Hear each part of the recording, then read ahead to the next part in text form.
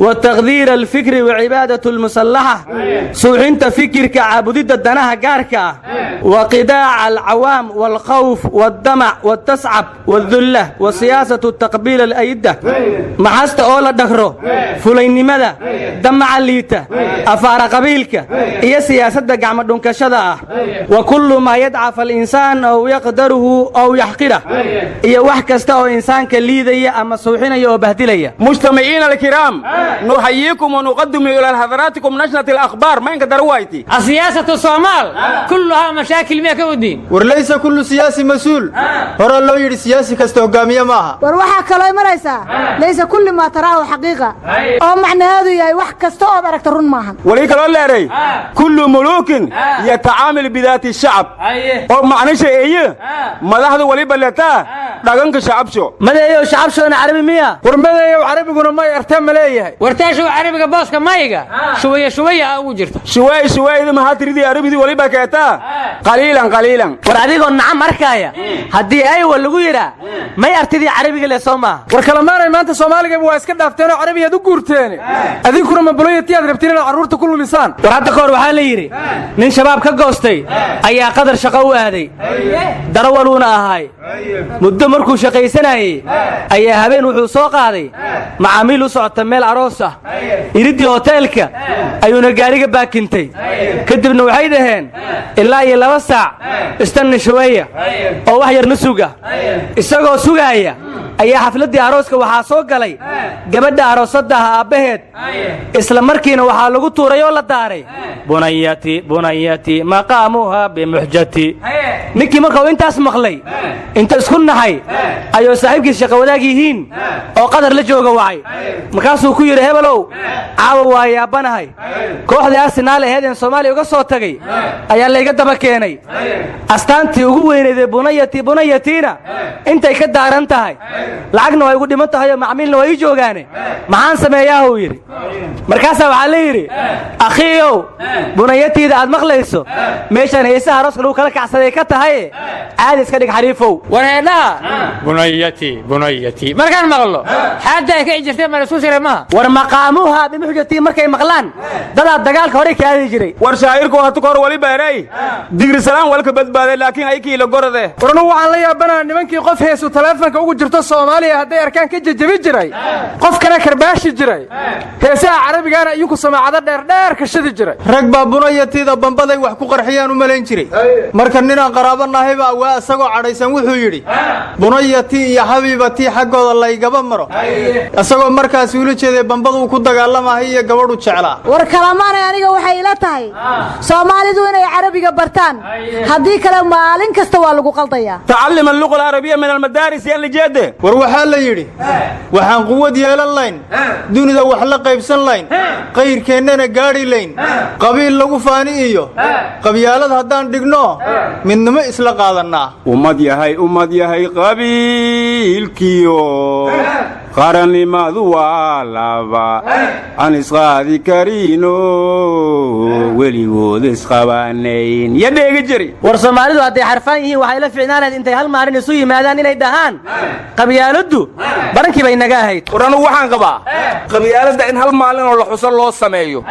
maalintaasna qof kasta qabyaalada wuxuu ka raba ka qaato war maalinta beenta adduunka baa la suubi maalinta qabyaalada ma ilka diiday war maalin dhaweed waa tii la xusaya maalinta ooyinta adduunka ma qabyaalada baroor ka liidata wararta maalinta cafiska adduunka iyo maalinta qabyaalada adduunka isku maalin ma laga dhigi karaa waa qori dabliya gaaso haddii aan la kala qaran iyaga isqarhinaye ma dheegi jirnay war maday waxaad ka tagtay dhagax iyo dab la iskuma dhufte kala dhowraay war cabdikuusoodna waxaad ka tagtay wax ka dhigal midda dad qabiil dhexgale kala dhowraay anigu waxaan ka baqayaa maalinta qabyaaladu aad sheegteen haddii la sameeyo inaan adduunka cidna la taqaana ka weyno war walaan laakiin la goradaan lan garabkiisa yow mal aragaw war annaguba wax badan oo aanan aqoon adduunka la qaadanay hadday halkii maalin oo qabyaalada nala qaadan waayaan qudheeda qabyaalada wax la qaada karana maahan kana aqbali mayno nagamana oda fiicna axmed oo runtaa waaye sidaasna adduunka ku wada joogi meen dogon weli jeelo ko arkiisada jirwiday war axmedow waxaad adduunka kula kala dhimato ma hayside qabyaalad nala qaado cidna kula kala dhiman culimada way adduunkee caafimaadka baadhay cudurrada la dabargoyn caashaqa ha lagu daro yaan maqli jire qabyaaladu hadday xuntahay maxaa loogu dari waayo cudurrada la dabargoyn war ma haysiine jirkii madaxda dawladda iyo kuwa maamul goboleedyada furmaa la yidhi war ma doorashadiiyaa laga wada hadlayaa jidle furnaana mas kala wareegdii hayti war ma teendhadiyaa lagu laabtay war shirka maxaa looga hadlayaa soo war ma dhammaan war wax laydinma sheegi kara warkaa ku soo boodinine shirka waxaa looga hadlayaa abaarta iyo sidii dadka loogu gurma lahaa iyo dagaalka shabaab sidii gobol iyo dawladba la isugu kaasha lahaa haddii leesu kaashado wallan kooxi taalideene kala daadsanaantay in badan nugu kor joogeene maxaa loo korsaa belada walla iska kabay war hadda madaxda shiraysaa uma dhaheen galabta goobisaa jire gobol kastoo go'aan lahaw war abwaan aanan magaciisa sheegayn wuxuu yidhi ummad kibirtay iyo kaafir iyo kiristan mooyaane muslimiin karaamale kuwaan lama kor saareene waa laga kaxayn laha rabbina uguma kaadseene dembigaan innagu keensannoo kulannay weeyaane kun jeer wax ka badan kaana loo qaban wargooyin war ma haysaane gohdad lugooy waa baroogan un leemayliin gooytaada war madayow anba wahdaada kuguma haystee shirka waxaa la yidhi madaxweynaha puntland deni ma imaanin aasa kuwiin elizabeth miyuu aaday dawladda puntland waa tacsiyeysa kolley war madaxweyne dani doorashada in looga guulaysto ma ahayn ilaa haddana waa rumaysala'yahay war doorashadii horta deni lagama lacag badnayne waa lagu shubtaa waa la masuqmaasuqaysow maaha war raylu dhiinka banti ana taree wargado ka horreeya maxkamadda daawan jeeysiday marka dani maxkamad isku daawooda waaye haddii lanka shubadi wargooyin waxba laydinma sheegi karee warka hala waalanine dani khadka layska arkuu shirka uga qayb galay baa la yidhi oo ma tiifiyaa laga daawanayay war adduunyada dhan baa isdaawatay kollayba ninku shirka waa ka qayb galay war dadka madaxda xantaaho waxay leeyihiin oo kuwaasu ma kalamaan oo kale ayuunkaa madaxda xagxaga jiraye xaggay joogaan maa la soo xiro war shirkan looma dhamma sababta waa ilaa hadda waxaan ka dhex raadinayaa oo la ahay gudoomiyaha gobolka banaadir madaalana ma joogo cumar finishna ma joogo xantu maahan wax feecan xilsideenka midiisana waaba laysku xidhaaye xaggee joogaan kuwaas madeera wareeramar waliba ereena lagu xasuusta ka horeyso war warkaan hanaga dhex gelinine dani waaga waa caraysan yaha la yidhi waana tii la soo maslaxeeyey xan cusubana waxay leedahay shirka in garewa lagu qabto u rabay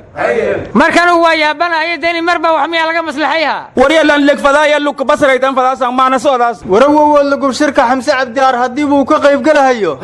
dee madaxda maqan isagunbaa mateli warnamiya madawiinaha koonfur galbeed lafta garan haddiiba gabalka ka suganya lankale la toobada gardore war madeeyow madaxweyne lafta garan horta goorbuu mucaaradka bartay war shalay bariteena hogaamiyaashii araare waa ku mid tahay lanka war lafta garan hadda ka hor wuxuu yidhi anigoo 20 jir ahaan diida dulmi iyo in sidii rabo layga yeesho dulmi inuu diida xaq u leeyahay midka shabaab reer koonfur galbeed ku kala go'doomiyey ma ka aqbalay war madaxweynayaasha maamul goboleedyada shirka ka soo qayb galay waxa aeroboortka ku soo dhaweeyay wasiirka arrimaha gudaha fiqi hadda asagiyo qoorqoor oo maamulka galmudug isku soo khilaafay oo xabadka isgeliyeyna waa arkayey soomaali heshiisa dunidana heshiis laha hankoolo uma maqal miya war gudoomiyaha aqalka sare cabdi xaashi cabdullaahi wuxuu yidhi